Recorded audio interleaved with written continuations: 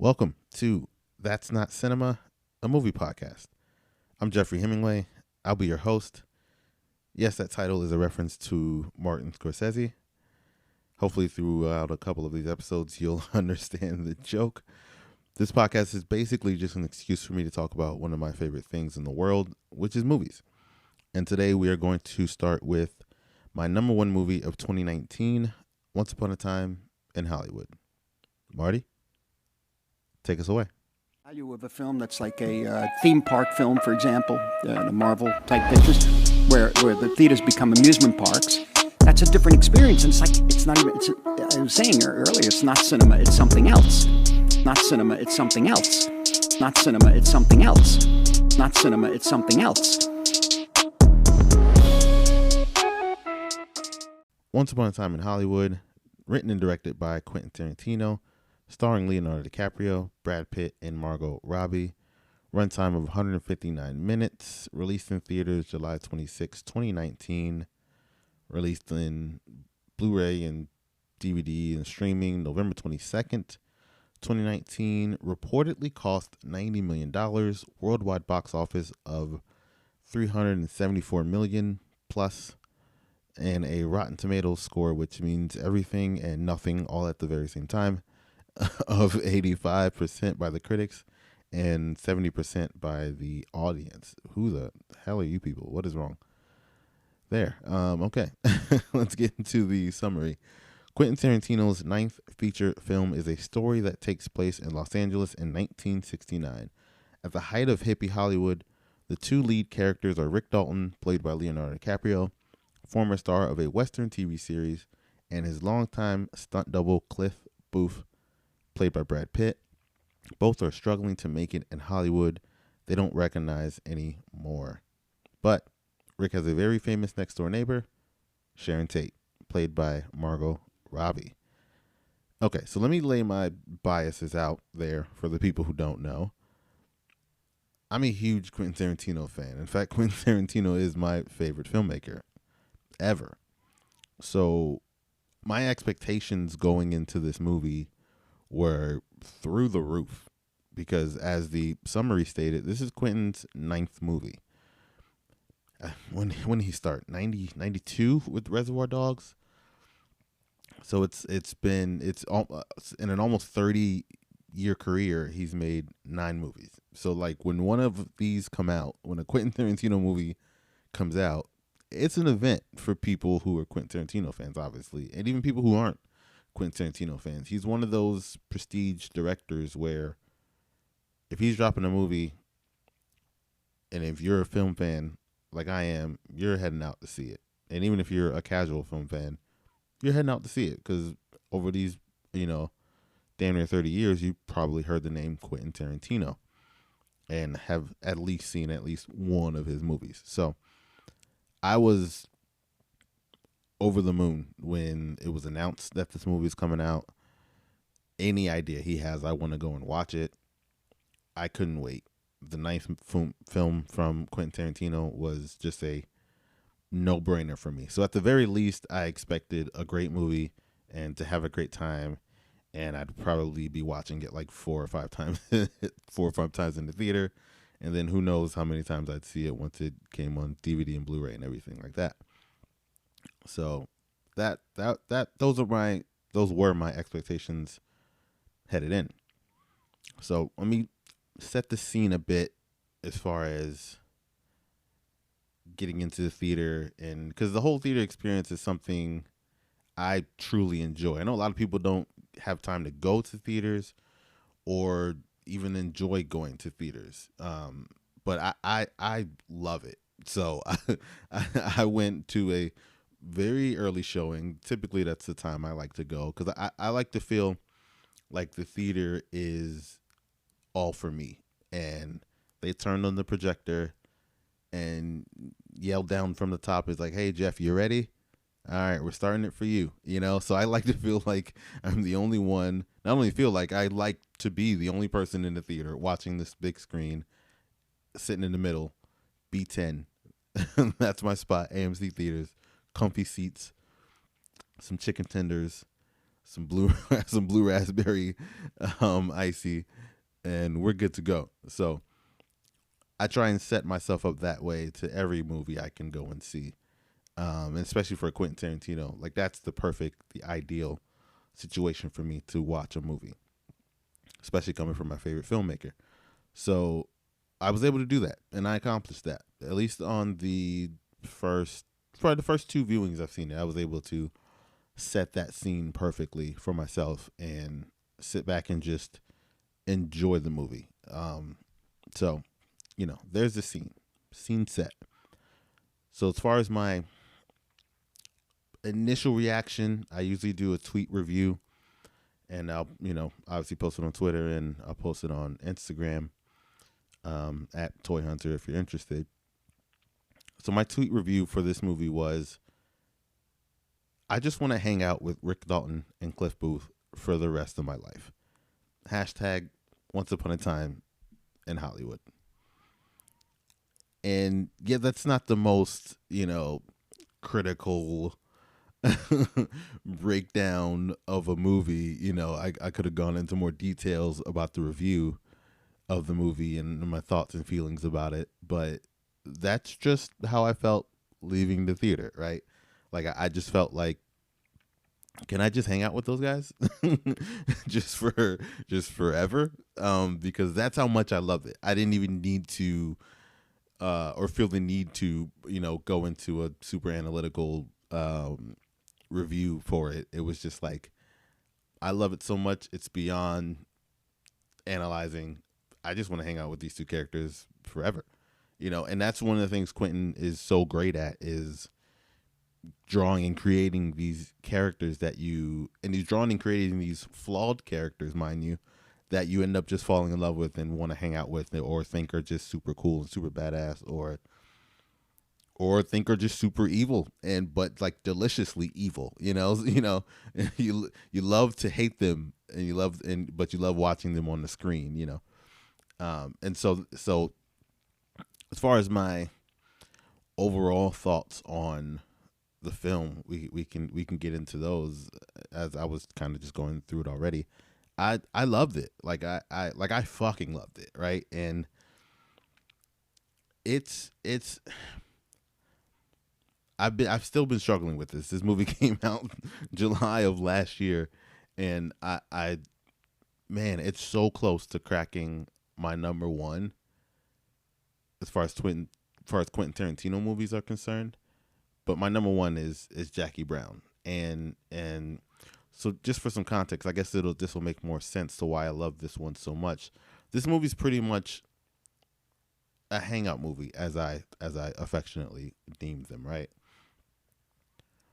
And what I mean by hangout movie is, like, you just sit back and you get to spend a day in the life or a couple days in the life with these characters, right? It's not so plot driven. It's not so, here's the MacGuffin, let's get to the next MacGuffin, and here's the mission, let's get here, let's get there, we gotta go there, we gotta go there. It's just kind of more of, hey, this is what we're doing. All right, I gotta head to work today. I gotta shoot this scene. I gotta film that movie. Let me go fix the antenna on the roof. Let me pick up a hippie girl on the side of the road. Let me take her to my old ranch that I used to shoot films at. It's kind of, you just kind of, you know what I mean? Like, you're just kind of hanging out with these people and basically living life with them. And those are honestly my favorite Quentin Tarantino movies, hence why Jackie Brown is my number one. Jackie Brown is very much in the same mold as Once Upon a Time in Hollywood is. They're very much alike in that sense, is that you're just hanging with these people and spending time with these people, as just crazy shit happens, coming from the mind of Quentin Tarantino, right? And that's honestly, that's one of my favorite things, right? Because Quentin's got, for the most part, most people, when they think of Quentin, I'm sure they probably think of the violence in his movie, the cool action scenes in his movie, the great dialogue within his movies. I'm not sure most people are like, yeah, you know what I love about Quentin Tarantino? he lets you hang out with the people. You know what I mean? So I might be alone in that. If I'm not, let me know. But I personally love that, right? Where you just get to, let's just chill. Let's just chill and be with these people, right? And one of the things what I loved about Jackie Brown, and what I loved about Once Upon a Time in Hollywood, and he's done this throughout all of his movies, but in those two in particular, and especially Once Upon a Time in Hollywood, he lets you just sit in the scene, right? And it's not a quick cutaway, and we don't need to head to the next person because we're missing what's happening on that end, because things are just happening, right? So there isn't any rush to, what's this other character doing that we're missing. It's just we're here. We're gonna sit here. We're gonna just sit back, watch as Brad Pitt feeds his dog, and the dog food slowly drips out of the can, and he slowly stirs his craft box macaroni and cheese, and and he turns on, and he flips the channels on the TV, and he pets his dog, and says hi to his dog Brandy once he comes into the house. Like, you're just like, most movies might kind of skip over this thing because we got a plot to get through, right? Whereas with Once Upon a Time in Hollywood, and in, like I mentioned, with Jackie Brown, you're just kind of, we're just here. Let's just be here. Let's just be present, and let's just enjoy this moment that we're in, right? And there's so many, like, it's littered throughout this movie, um, which possibly might be one of the reasons why the audience score for the movie, the Rotten Tomatoes audience score, which again means everything and nothing at the same time, might be as low as it is at a 70, because some people, and I've even heard this from people, as far as like as a critique for the movie, that it's too slow. I totally disagree. Because you can have long movies, and depending on how it's paced, you won't even feel it. To me, honestly, like I said, runtime in 159 minutes. Every time I watch this movie, I don't even feel it. Like, I don't even feel it. I'm just, because I'm so enthralled in what these characters are doing and what they're going to do next and what's happening on the screen at the present time. So I'm never wondering, like, oh man, when are we moving on to the next scene? Now, not everybody may be able to handle that and enjoy that, but I think with Tarantino, because he's so good at, and so good at setting scenes, letting you stay in the scenes, letting you stay in the moments, and he's so great with dialogue. It's like Quentin Tarantino is the filmmaker that made me care about dialogue, honestly. Once I started watching his movies, a scene with just two people in a room was just as exciting as watching, you know, Tom Cruise run through the streets of Italy. You know what I mean? Like, because the dialogue is so intriguing. Like, you don't need too much happening around you. You're just there, and you're wrapped into the unique way these people are speaking. And that can only come from the mind of a Quentin Tarantino, right? And obviously, there's other directors who are director writers who were good at that as well. But for me, it's Tarantino has this very unique way of allowing his characters to speak, where they come off as so real and flawed and relatable, that you're just like, man, I can just sit in this scene forever and just listen to these people talk forever. I mean, he literally made the movie like that. Just The Hateful Eight, right? It's just eight people in a room just talking.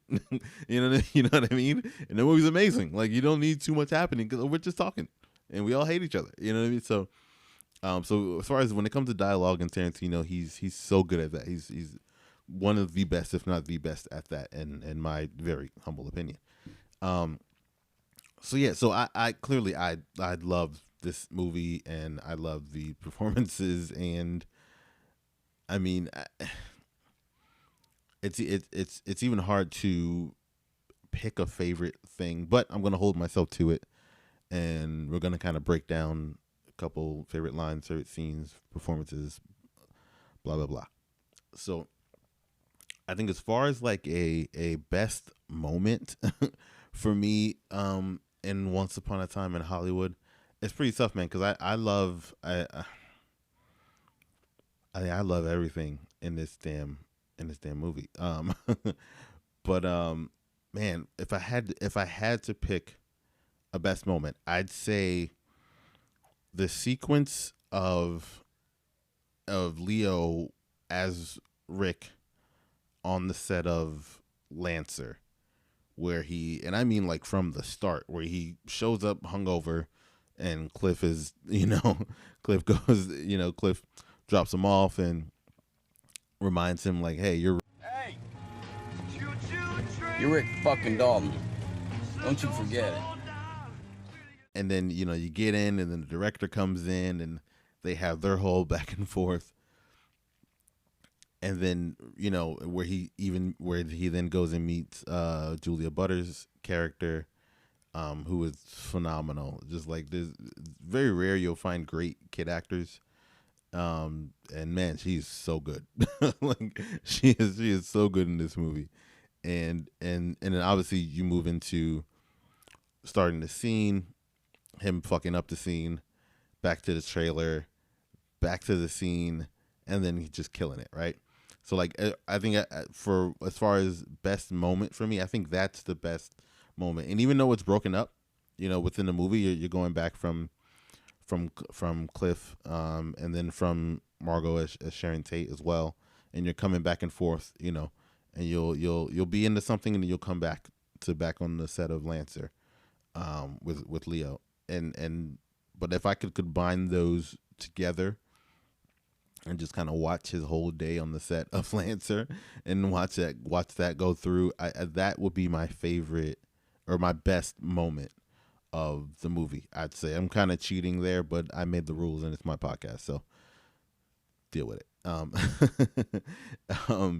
So with that being my best moment, my favorite scene would come out of that too. I think the obvious scene, I think most people would point to, would be the freak out moment in the trailer. What the fuck was that? Jesus Christ! Fuck! Shit. Damn it, Rick. I swear to God. Fucking lines, embarrass yourself like that in front of all those goddamn people. Oh, you were drinking all night. Fucking drinking again. 8 goddamn fucking whiskey sours. Fucking bullshit. You're a fucking miserable drunk. You fucking remembering your fucking lines. I practiced them and now I don't look like I goddamn practiced them. You're sitting there like a fucking baboon. 8 fucking whiskey sours. I couldn't stop at fucking 3 or 4, 8. Why? You're a fucking alcoholic. You fucking drink too much, huh? Every fucking night. That's it. That's fucking it. That's fucking it. You stop drinking right now. All right? Make a promise to yourself you're going to stop fucking drinking.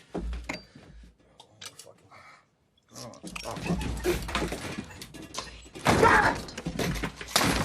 You show that little fucking girl. You're going to show that goddamn Jim Stacy.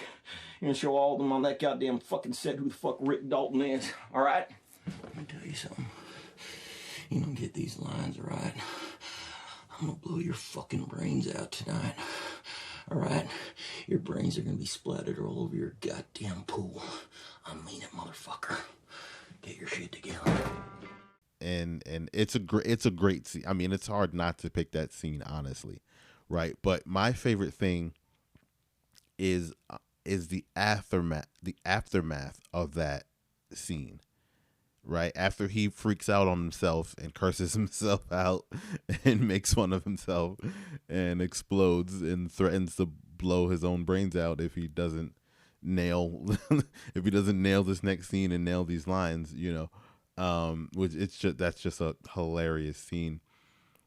The aftermath of that is just so that moment's happening in the theater, and and he finishes his whole tirade, and I audibly sit back and say, because I'm usually alone in these theaters because I watch movies super early in the morning, I audibly sit back and say, oh, he's gonna kill this shit. like I just felt it, the way Tarantino filmed it, the way Leo performed it. it was just like, man, this is clearly all building up, because obviously it's not a comedy, right? Even though there's very funny parts, and that scene is very, very, very funny. This is obviously, at least where I was thinking it was going. It's obviously going to build up to him nailing this next line and this next scene as he performs it, and that's like the tricky part of this movie, because it's a movie about making movies. It's so when I'm talking scenes within the scene, which is a whole other level. And like, well, Quentin Tarantino, ladies and gentlemen. Um, and so my favorite scene would be the start of the scene within Lancer, the TV show they're shooting, the pilot they're shooting within the movie, after the freak out and him, messing up his lines, and he just fucking nails it. Like, my hot take, I don't even know if this is a hot take, but my hot take from this movie is that this is Leonardo DiCaprio's best performance. Like, truly, I think it's his best performance. I mean, obviously, you think back to Wolf of Wall Street, you think back, to Leo's amazing, right? But for me, the only one I'd put close to this was another Tarantino vehicle, which was Django Unchained, and his Calvin Candy character. I felt like he tapped in to that Calvin Candy character within Once Upon a Time in Hollywood, within Lancer. You know what I mean? It's almost Inception, like kind of speaking like that. Leo was also great in Inception. But I for him to be able to, for what he was able to do with Calvin Candy and Django, to even just to bring that with Rick in the movie, and then and all of the things he's playing within the movie, I just thought, like, man, what he did in Django, he just did in this 20-minute scene, right? And that's after, again, probably one of the most, funny scenes and best scenes in the movie, of the freak out in the trailer. And I was just like, dude, he is murdering this, right? And then obviously Julia Butters' character, tells him after the scene is over, she's like, that's some of the best acting I've ever seen in my whole life. And she's like 8 years old or whatever. But obviously she'd been on a few sets, working with a bunch of actors while she's, performing on a TV show. And like, it almost felt very meta. It felt like Tarantino had her channel the audience, and like, because you were thinking the very same thing, like, that's some of the best acting I've ever seen in my entire life. You know what I mean? And that's a TV show within a movie. And so the layers of what Leo had to do, and there's a small thing he does in this movie that I picked up on the first view, but it may take a couple of viewings to pick up on. When Leo was Rick Dalton, he has a bit of a speech impediment, right? And he'll stutter here and there, and it's usually when he's nervous, or when he's not confident, when he lacks confidence in himself, he'll begin to stutter and stammer. But you notice when he's acting, he's not messing up his lines, mind you, and he's not drunk. The stutter and the stammer go away. The speech impediment go away. It's never even an issue. You don't even ever worry about it, right?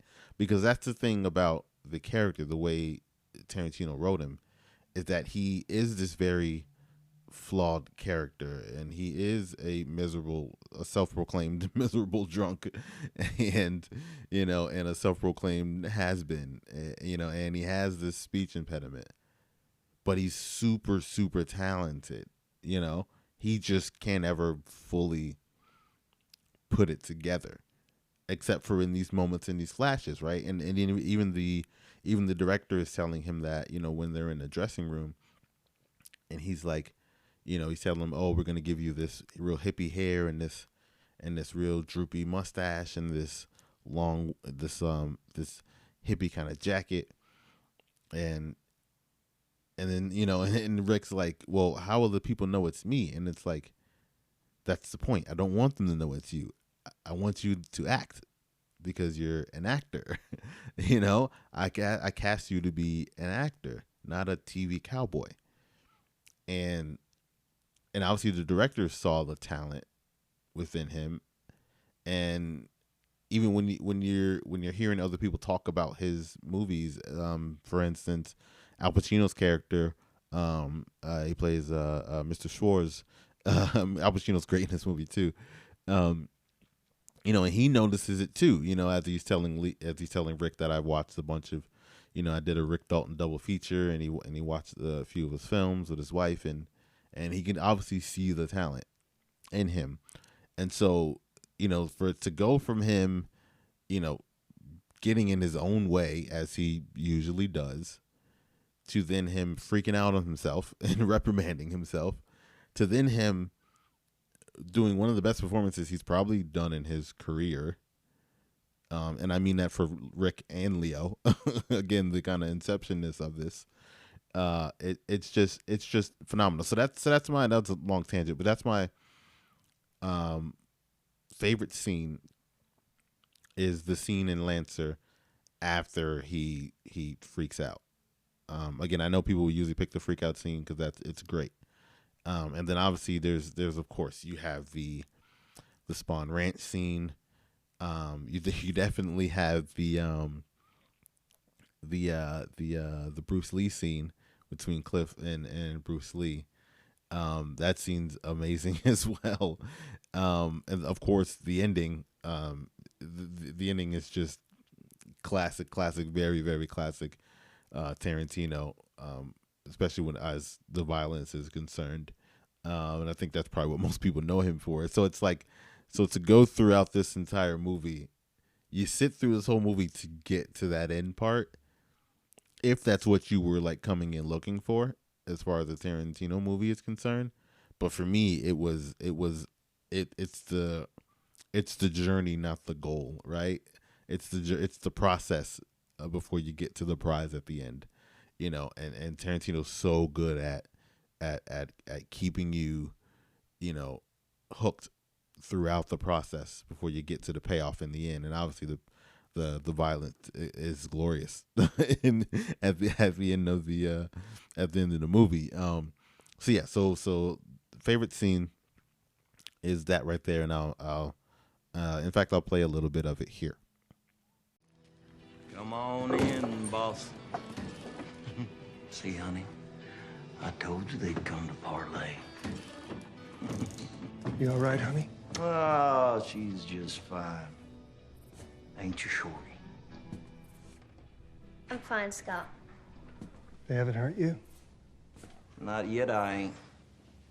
But that can all change like that.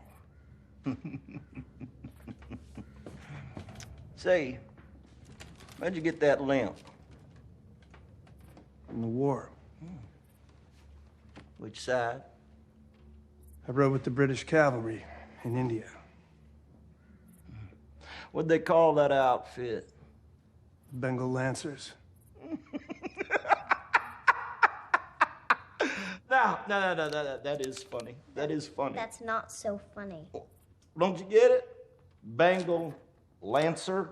Oh, yeah. That is kind of funny. It is. You do know kidnapping is a hanging offense. So's blowing the heads off little girls. They can only hang me once, right? So, you come down here for a Boston social, or we gonna talk price? How much? I'd say $50,000 would buy me a whole lot of chicken mole in Mexico. It's a lot of money. Well, she's a lot of little girl. Or don't you agree? I agree. So what's next? Well, I'll send one of my boys out to your ranch to fill you in on all the details, but, and one detail I'm gonna fill you in on right now is this. I don't want no Beaner Bronco Buster handing me that $50,000. I want the old man himself, Murdoch Lancer, puts $50,000 in my lap, or I'll aim this little pitcher down a well. You got that, Boston? Huh? Yeah.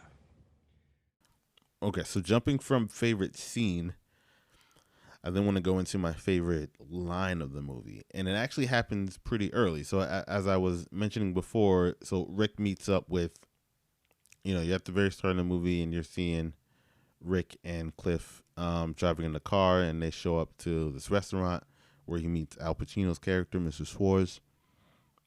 And he's going through his career and just letting him know, again, Al Pacino's amazing in this.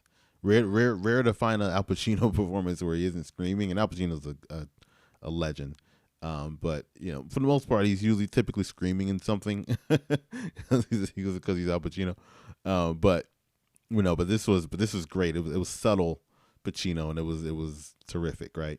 So he's explaining to him, like, people are going to get it in their heads that you're just the guy to beat up, and they won't ever see you as a star anymore. So we got to get you to these Italian movies so you could still be a star, and, Rick then explains to Cliff that Italian movies suck, like, and Cliff pushes back. He's like, man, how many of those you actually seen, dude? You know what I mean? And Rick's like, I seen enough. I seen enough to know I don't want to do them, right? So, but this happens after my favorite line. So this line happens, and at this moment, I was like, oh, cinema. I'm like, we're here. Okay, this is a movie. Like to be fair, I felt that way once the title cards came across and it said written and directed by Quentin Tarantino. I was like, oh, cinema, we're here. But like, I was like, cinema, when they get out and Rick's like, well, I'll play it here. What's got you so upset, man? Well, coming face to face with the failures that is your career ain't worth crying about, then I don't know what the fuck is. All right, that guy in there turned you down? He wants to help me get into Italian movies. Well, then what's the problem? I gotta do fucking Italian goddamn movies, that's a fucking problem. Come on. Fucking bullshit. Zero hands, zero hands. No matter where I cry in public, nobody remembers the fuck I am anyway, huh? And it's just amazing the way he delivered that line, and Brad's reaction, and he gives him the glasses and like, not in front of the don't cry in front of the Mexicans. I mean, just like, the movie's not explicitly a comedy. I guess it's like comedy drama if you had to place it in any genre or anything. But I mean, it just that scene, and the way he performed those lines were just fan-fucking-tastic. And I was like, okay, all right, we're in. Leo's going all the way. Like, let's do it. And obviously, as I stated earlier, I think this is the best performance of his career. And he from that moment, I was like, oh, we're in for a great one here. Outside of it just being a Quentin Tarantino movie, like, we're in for a great one here. If that's that. I'm like, that's how Leo's bringing it. Okay, we're here.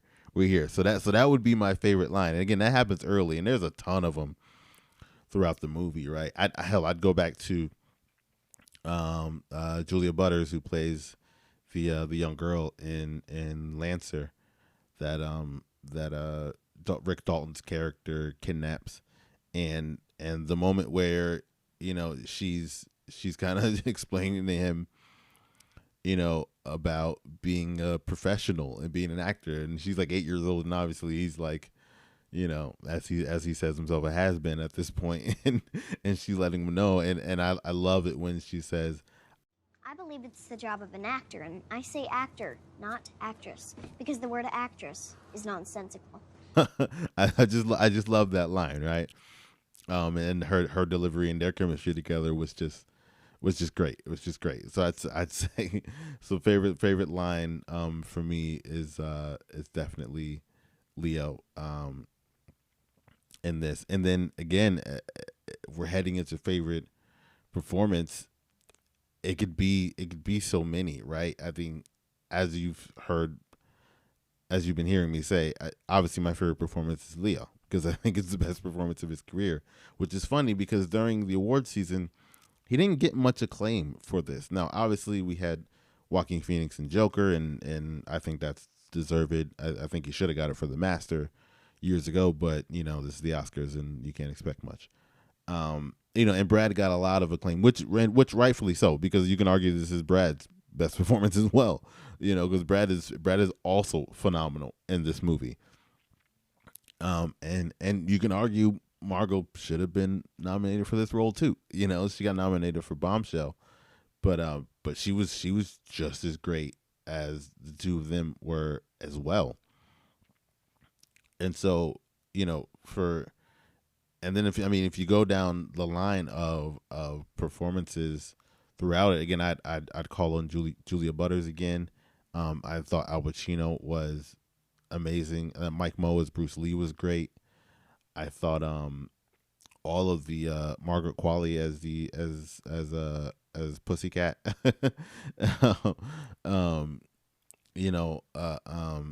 What's her? Why am I blanking on it? Bruce Dern. Bruce Dern was amazing. In this small scene, like the cameo parts in this, like the scenes are so small, but left such an impression on you. Dakota Fanning as Red was amazing. I honestly did not even recognize that it was Dakota Fanning until probably my second or third viewing. I was like, oh shit. But I think I ended up just looking at the cast and just seeing who all was in it, and it was just like, wait, who is Dakota Fanning? And then going to see it again, it was like, that's Dakota Fanning. You know what I mean? So like she was unrecognizable, which is a great thing, obviously, for a movie. You don't ever want to be so distracted, that you can't stay within the movie, right? You don't want to be like, oh, that takes me kind of out of the movie. You want to see the people kind of get lost in the role. And so yeah, so I mean, Brad, what Brad was able to bring to this performance was just the just the kind of the veteran gruff kind of a just happy to be alive kind of a dude, you know what I mean? And just played it so well. His performance in the Spawn Ranch scene, the way that whole scene is set, Tarantino almost shoots it like a horror movie. And the tension within those moments, right before he gets up to the house and sees Bruce Dern's character who ran the Spawn Ranch, back when they were making films there. I mean, that whole scene on its own is just like, dude. And then you get into, the whole fight scene at the end, and that performance was like, I mean, because he takes the acid dipped cigarette, right, and these hippies come in and he's like out of it, but he's still a little bit aware, still aware enough, right, to be able to kick their ass.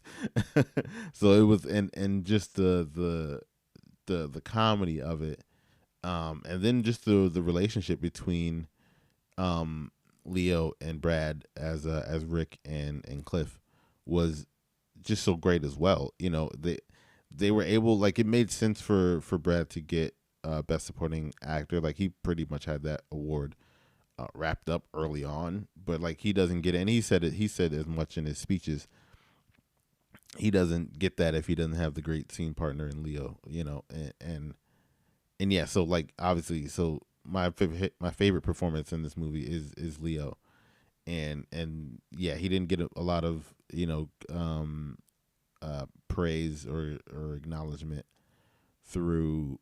I think something kind of similar happened to him around Titanic, like because the movie was so big, and everything else around it got so much acclaim that you almost forgot Leo was leading it. You know what I mean? And I felt the same way around this year's award season, where like he was definitely in the category and definitely got nominated, but kind of one of those unlucky years where it's like obviously you're going up against like I said, Joaquin and Joker, which I thought would deserve it, and and then let me not forget Adam Driver in Marriage Story, who was just on another level. Like, I was making an argument Adam Driver probably should have won over Joaquin, but most of the time the awards kind of go to the people who do the most acting. And that's not to take anything away from Joaquin, but like, people, you tend to react to the most acting instead of the best acting. I'd argue Adam Driver did the best acting. I mean, right up with Leo, of course, in Marriage Story, and then Leo for Once Upon a Time. But Walking was deserving, and Joker was what it was. It's in my top 10. But Joaquin's performance carried that movie for sure. And so the award was deserved. But I just wish Leo would have got a little bit more acclaim and a little bit more recognition for how fucking great he was in this movie, man. He just didn't get enough, in my opinion. Honestly, that's just how I feel about it. So for favorite performance, Leonardo DiCaprio, hands down. And so obviously I'm going through all of these favorites. There's got to be some weak points, right? Because not every movie is perfect, even though I'd make an argument for a handful of Tarantino films for being perfect. But I think if I had to, and this is nitpicking, but if I had to pick one thing, I'd probably say when we get to the Playboy Mansion, and you have I'm blanking on the actor who played Steve McQueen, but basically, essentially, he was just there to give us, expository details about Sharon Tate and Roman Polanski and their relationship with Jason Sebrig, and that was kind of it. And it was like, I would have preferred to have actually seen that dynamic between Sharon and Sebrig and Polanski instead of just being told what it was, which would have meant more Margot Robbie, which I am always here for. Give me more Margot Robbie all the time. But I think ultimately it was fine for what it was, but Damian Lewis played Steve McQueen. And he didn't really look like Steve McQueen either, but so that's probably another nitpick there. But yeah, that scene there, I would have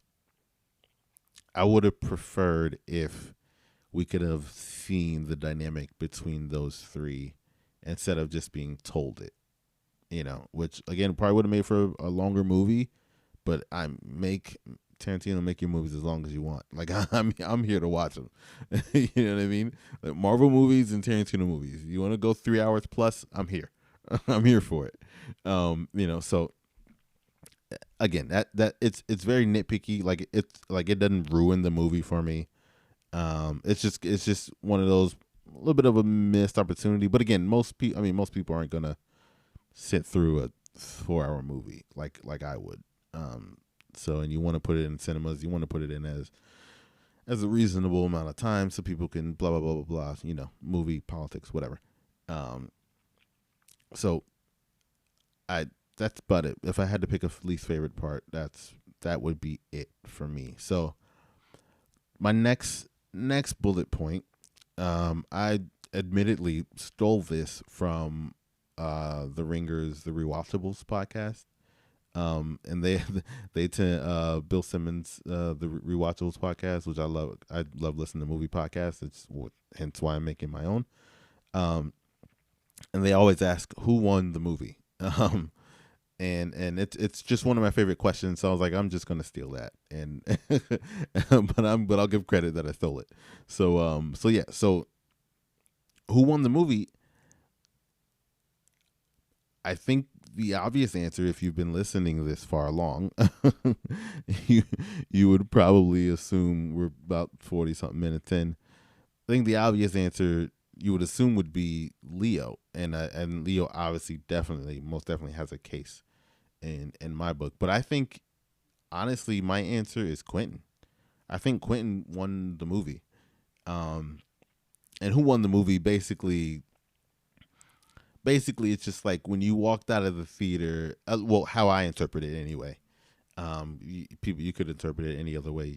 You feel free. But when I think of who won the movie, I think of when I walked out of the theater, what was going across your mind, and who or what were you thinking about? And I was like, God damn, Tarantino did it again, and that's what was in my head. And then obviously the chemistry between Rick and Cliff. So you can argue Rick and Cliff's chemistry won the movie, but I'd give that to Tarantino because he directed it and wrote it. So I'd say for my winner of the movie, I'd say it's Tarantino for not again delivering another classic in my opinion. And I know it's early, but sue me. I'm calling it a classic for delivering another classic. With his ninth film. The penultimate film, as he's claiming he's only doing 10.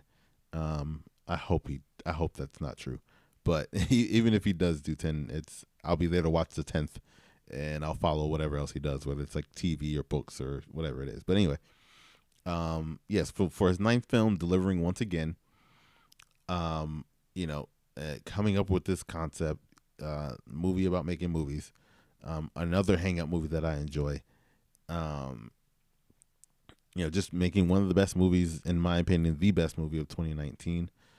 Obviously, there's a extremely strong category for Parasite, obviously. And that'll be the spoiler alert, number 2 episode of this podcast will be Parasite. Because I'm just gonna go down my top 10 list, and then we'll go from there after we're done with those 10 movies. But my winner of this movie is Tarantino. I just think, man, there's very few directors who can get superstars and movie stars in their film, write them in such a way to where you're not watching the movie like I'm looking at Leonardo DiCaprio and Brad Pitt. It's like, no, I'm looking at Rick Dalton and Cliff Booth. You know what I mean? And Sharon Tate. You know what I'm saying? Like that's being the writer and director. It's just phenomenal. So yeah, so winner of the movie, Quentin Tarantino. I think that is that again. That may be surprising after listening to me, praise Leo for 40 minutes, but it is what it is. he's the winner of the movie for me. So the last question of the pod, which I'm going to try and make it a reoccurring thing, which hopefully kind of explains the joke of the pod, of the name. So the name That's Not Cinema is pulled from the quote of Martin Scorsese expressing his opinions on big franchise movies, even though everyone kind of specified it to Marvel movies, but he was talking all big spans, and he said Marvel movies. So to everyone else's credit, he did point out Marvel movies, but he later explained that he don't know the difference between Marvel or DC or Fast or Mission Impossible. Like, to him, if it's big in its franchise, it's Marvel movies. So it is what it is. But so that's where the name comes from, and he obviously famously or infamously now stated how Marvel movies aren't cinema. That's not cinema. And the first time I heard that, I just thought, I'm like, man, that'd be a hell of a name for a podcast. And so I made a podcast. So that's how that happened. Like if you thought this is going to be like me shitting on Martin Scorsese for an hour at a time, nah. Like I love Martin Scorsese. He's one of the greatest, and if not the greatest for certain people, filmmakers of all time. So like I was obviously not going to be what it was. I just thought it was. I mean, fuck him for that quote, but like I thought the quote was awesome. Like, you know what I mean? Because I mean, comic book movies are my heart, and like, come on, guy. But totally understand his perspective and what he's saying. Obviously, for the movies that aren't the big franchise movies, they're losing space in the theater for the smaller movies to get in. So that ultimate point I get. But he also has he goes deeper, right? And he explains that they aren't the movies of human beings trying to convey emotional, psychological experiences to another human being. Yeah, and he's saying that's not what the Marvel movies and every other big franchise movies do, which I would totally disagree. And hearing when I heard that the first time, it basically just let me know, oh, so you haven't seen them, because if you've watched them and came away believing that there aren't human beings expressing or conveying emotion or psychological experiences to another human being, you just haven't watched. You just haven't watched enough of them. I'd argue. He said he tried to watch them or whatever. I don't know how many of those he actually watched. Now, to be fair, are there moments where there's a tree talking to a raccoon? For sure. But just because it's a tree talking to a raccoon doesn't mean you can't convey emotion and psychological experiences through that. You know what I mean? It's very similar to if you go back in the day with fucking like Nosferatu and shit like that. Like, are those not cinema because it's a vampire conveying emotion and psychological experiences with another vampire or human being? You know what I mean? So it's that's kind of all whatever. Um, so I obviously I disagree with that, right? And for me, what I'd say is cinema to me is a movie that makes you feel anything is cinema. And I'm fucking nobody. Like, obviously I'm not Martin Scorsese. You know what I mean? I just have my opinion. That's all I got. But to me, cinema would be a movie that makes you feel anything. Anything at all. Hatred, joy, sadness, fear, anxiety. If a movie makes you feel anything, that's cinema, right? So for our last question of every pod, which I will try and remember to make my last question of every pod, we will deem the movie that's not cinema or that's cinema. And I think this is a pretty obvious answer if you've been listening to this.